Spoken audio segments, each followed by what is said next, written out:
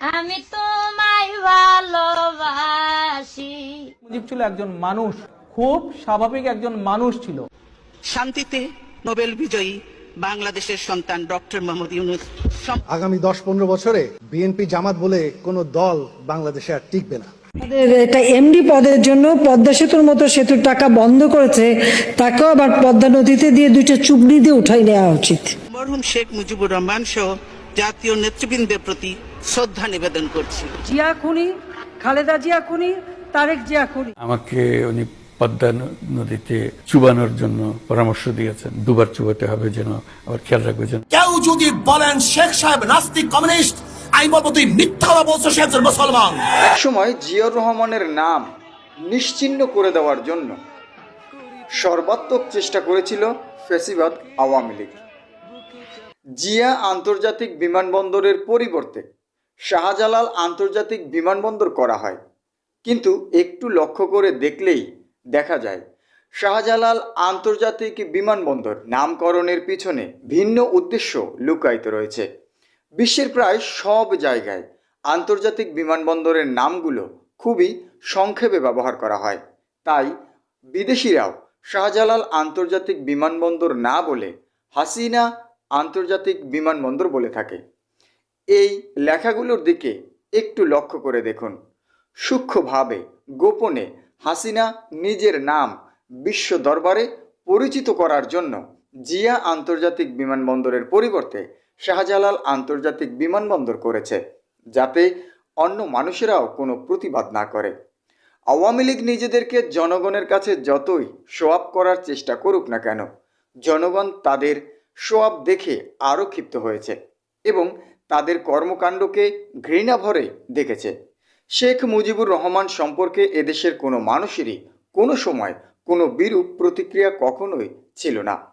শেখ মুজিব সম্পর্কে এদেশের সকল রাজনৈতিক দল সম্মানসূচক শব্দ চয়ন করে তাকে বিশ্ব দরবারে বাংলার নায়ক হিসেবে প্রতিষ্ঠিত করতে চেয়েছিল, কিন্তু শেখ হাসিনার কতিপয় কর্মকাণ্ডে আজ মানুষটাকে বঙ্গবন্ধু ভাবার বদলে বঙ্গশত্রু ভাবছে এদেশেরই মানুষ। শেখ মুজিবুর রহমান সম্পর্কে ইসলামী শাসনতন্ত্র আন্দোলনের অন্যতম নেতা ফয়জুল করিম যে মন্তব্য করেছেন, এই ধরনের মন্তব্য খোদ আওয়ামী লীগের কোনো নেতাও কোনোদিন করতে পারেনি। কেউ যদি বলেন শেখ সাহেব নাস্তিক কমিউনিস্ট, আমি বলবো তুই মিথ্যা বলছো, সে একজন মুসলমান।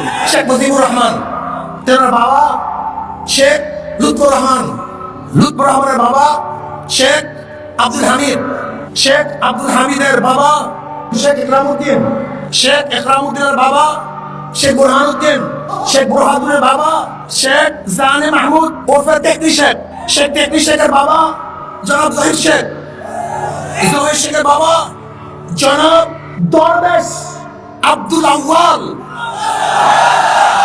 যিনি 1463 ইসরাইল সালে এই বাংলাদেশে এসেছিলেন ইরাক থেকে ধর্ম প্রচার করার জন্য। শেখ মুজিব সম্পর্কে তারেক জিয়ার বক্তব্য ছিল খুবই সম্মানজনক।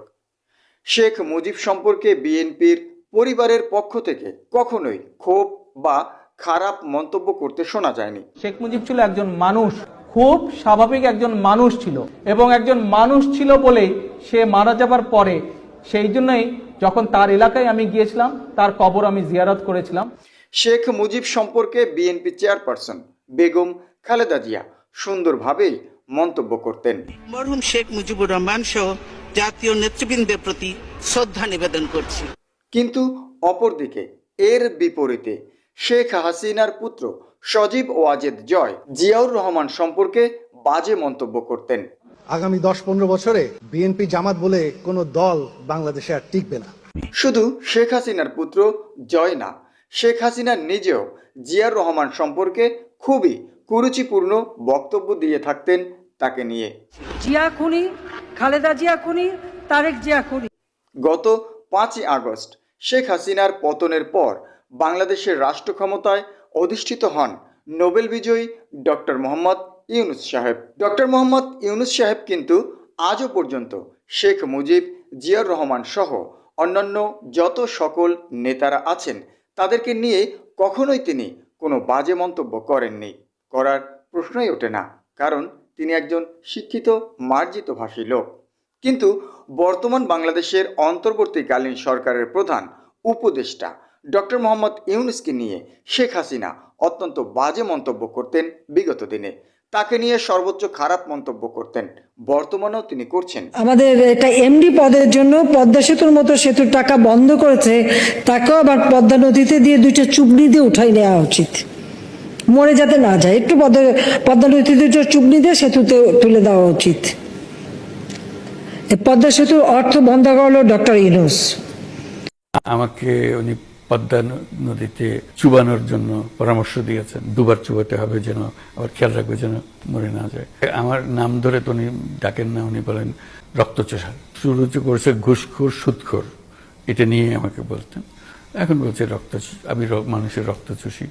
অন্যদিকে ডক্টর মোহাম্মদ ইউনূসকে নিয়ে আবেগে আপ্লুত হয়ে মন্তব্য করতেন, বক্তৃতা দিতেন, সম্মানসূচক শব্দ চয়ন করতেন বিএনপি চেয়ারপারসন বেগম খালেদা জিয়া। শান্তিতে নোবেল বিজয়ী বাংলাদেশের সন্তান ডক্টর মোহাম্মদ ইউনূস সম্প্রতি যুক্তরাষ্ট্রের সর্বোচ্চ রাষ্ট্রীয় সম্মাননা ইউএস কংগ্রেশনাল অ্যাওয়ার্ড এ ভূষিত হয়েছেন। এই জন্য জাতি হিসাবে আমরা গর্বিত। ডক্টর ইউনূসকেও জানাই আন্তরিক অভিনন্দন। তবে স্বদেশে তিনি যেভাবে নিগ্রহের শিকার হচ্ছেন তা সত্যিই দুঃখজনক। তার মেধা শ্রমিক ঘামে প্রতিষ্ঠিত গ্রামীণ ব্যাংকও আজ হুমকির মুখে। সরকার নিয়োজিত কমিশন নোবেল বিজয়ী প্রতিষ্ঠান গ্রামীণ ব্যাংককে ভেঙে 19 টুকরো করার সুপারিশ করেছে। আমরা এতে স্তম্ভিত। এ ধরনের সিদ্ধান্ত গ্রামীণ ব্যাংককে ধ্বংস করে ফেলবে। ক্ষুদ্র ঋণের মাধ্যমে নারীর ক্ষমতায়নে এই ব্যাংক গুরুত্বপূর্ণ ভূমিকা পালন করে চলেছে। সেই প্রতিষ্ঠান ধ্বংসের উদ্দেশ্যে প্রতিশোধমূলক চক্রান্ত বন্ধের জন্য আমি সরকারের প্রতি আহ্বান জানাচ্ছি। আমরা এর তীব্র বিরোধিতা করছি। দেশের মানুষ এ ধরনের হীন কার্যকলাপ মেনে নেবে না। একটা প্রতিষ্ঠান ভেঙে ফেলা, ধ্বংস করা খুবই সহজ, কিন্তু এ ধরনের একটি প্রতিষ্ঠান গড়ে তোলা অনেক কঠিন ও শ্রমসাধ্য কাজ।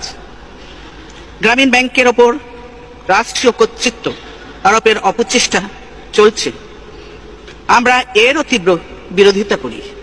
রাষ্ট্রায়ত্ত ব্যাংকগুলো লুটপাট করে সরকার যে অবস্থা করেছে, তারা কি গ্রামীণ ব্যাংকেও সেই অবস্থায় নিয়ে যেতে চায়? আমরা ডক্টর ইউনূসের সমর্থনে এবং গ্রামীণ ব্যাংকের পক্ষে আমাদের দৃঢ় অবস্থানের কথা ব্যক্ত করছি। আপনারা হয়তো জেনে থাকবেন, আওয়ামী লীগ সরকার ক্ষমতায় থাকাকালীন স্কুল, কলেজ, মাদ্রাসার শিক্ষার্থীদেরকে জোরপূর্বক শেখ মুজিবুর রহমানের প্রতিকৃতিতে শ্রদ্ধা নিবেদন করতে এক প্রকার বাধ্য করত।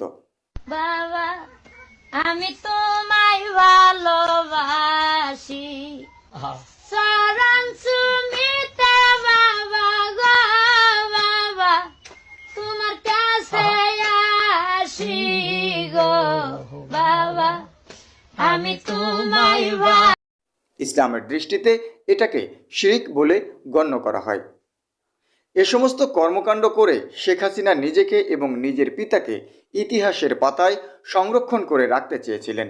পরিশেষে তার সেই আশা পূরণ হলেও সেটা জনগণের মনে জায়গা করার বদলে ফ্যাসিবাদ হিসেবে জায়গা করে নিয়েছে শৌচাগারে।